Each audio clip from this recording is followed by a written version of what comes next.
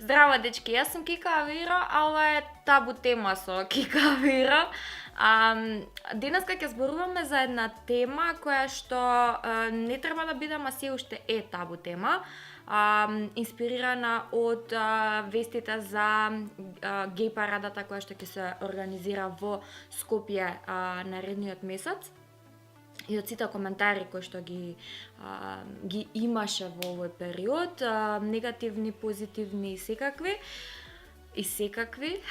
Тоа е делот кој што треба да го адресираме, тие се каквите. Сметам дека треба да се започне, тоест да се прави муабет на оваа тема. Прво морам да напоменам дека јас не сум дел од LGBT+ заедницата и не сум нешто многу едуцирана на оваа тема, меѓутоа сметам дека баш заради тоа што не сум дел од оваа заедница не значи дека не смеам или не треба да ја искажам мојата поддршка.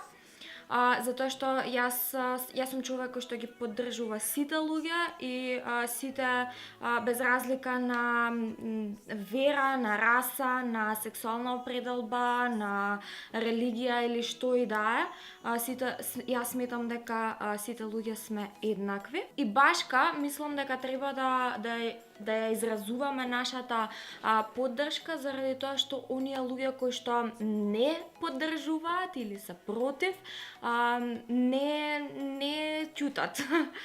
Затоа и ние кои што ги поддржуваме овие луѓе не треба да ќутиме, нели? Само заради тоа што некој проблем не на засега нас лично, не значи дека не треба да направиме нешто или барем да ја изразиме нашата поддршка. Друга работа, ќе зборувам во ова видео за моите размислувања и за моите ставови, доколку некој од LGBT+ заедницата смета дека кажам нешто што не треба или навредам на некој начин нешто, некого, би сакала да ме поправите, би сакала да ми укажете на грешката, затоа што сакам да научам, немам намера ни да навредам некого, ни ништо. Сакам да научам и сакам да ја продолжиме оваа конверзација понатаму. Исто така сакам да направам понатаму уште неколку видеа на оваа тема со некој од LGBT+ заедницата. Многу би сакала доколку има некој кој што е open на оваа тема да си направиме најнормален муабет еден пред камера. Нешто шушка. Според мене, никој од нас не може да контролира, да го контролира тоа кој му е привлечен и во кого се заљубуваме. Љубовта не може да ја ставиме некаква контрола или не можеме да ја ставиме во некакви граници. И заради тоа едноставно тоа треба да е доволна причина зашто да ги поддржиме сите оние кои што можеби сакаат на различен начин од нас. Секој од нас има различен тип на човек, различен тип на жена, различен тип на маж кој што го привлекува и нормално е да сме различни и во тоа. Како стрейт девојка не можам да замислам како би било сега мене општеството да ми каже дека не можеш сега ти да сакаш мажи, треба да сакаш жени. Истото важи и за еден геј маж кој што го привлекуваат други мажи. Не можеш, исто како што јас не можам да замислам, веројатно така и тој маж не може да замисли да му е привлечна жена или да биде со жена или да сака жена. Пред неколку години бев дел од вагинални монолози и мојот лик кој што го толкував беше трансджендер и истражував многу на оваа тема и си помислив да се ставам во кожата на една трансджендер личност. Тоа е исто како сега мене светот да ми каже: не, Кика, ти не си жена, ти си маж. Јас цврсто знам внатре во себе си дека јас сум жена, јас сум многу женствена и ги имам сите можни потези, сите можни работи кои што ги има една жена.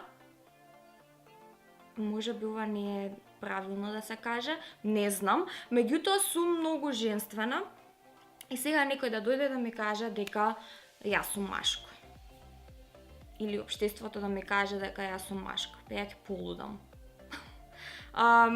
Затоа пред да се осудите да осудите некого или пред да кажете нешто, некој погрдан збор или да навредите некого, обидете се да се ставите во некова кожа.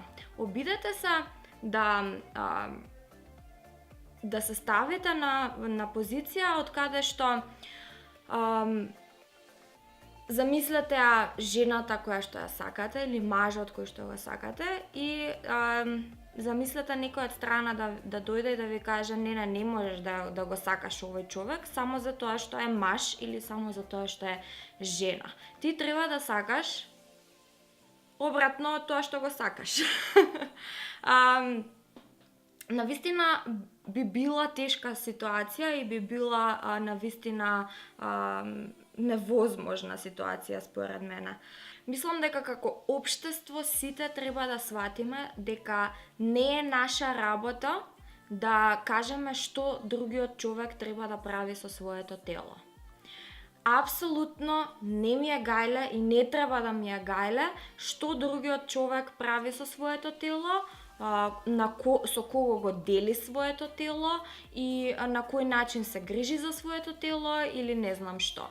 Не ме интересира. Она што ме интересира дали е тој човек добар човек, дали ги повредува другите луѓе или ги прави да бидат среќни или ги мотивира или креира нешто позитивно во животот. Тоа ме интересира. А што прави дома зад затворени врати, кого сака, со кого го дели својот живот, апсолутно не треба да биде ничива грижа освен на тој човек.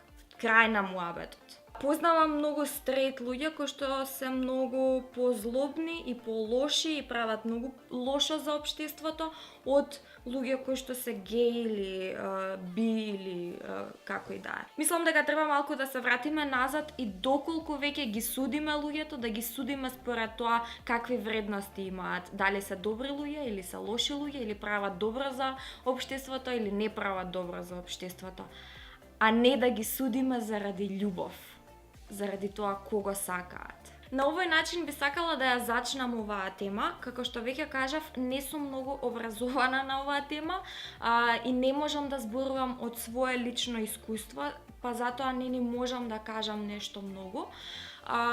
Навистина би сакала, доколку има некој кој што би сакал да ми се придружи во едно вакво видео, да си направиме општо еден муабет, би сакала тоа да биде член од LGBT+ заедницата и за да може од лично искуство или од прво лице да каже некои работи, да ни разјасни можеби некои работи или не знам, доколку има или доколку го гледаш ова, пиши ми на Инстаграм, на Kika Avira и ајде да се договориме да направиме едно видео и да почнеме да одиме во насока оваа тема да не е веќе табу тема. Кликнете subscribe доколку ви се допаѓаат овие теми и би сакале понатака да ги гледате. Стиснете лайк. Можете исто така да отидете на Инстаграм и да ме заследите, таму постирам исто така многу работи постојано, инспиративни, мотивирачки и тоа, се гледаме во наредното видео. Чао, чао!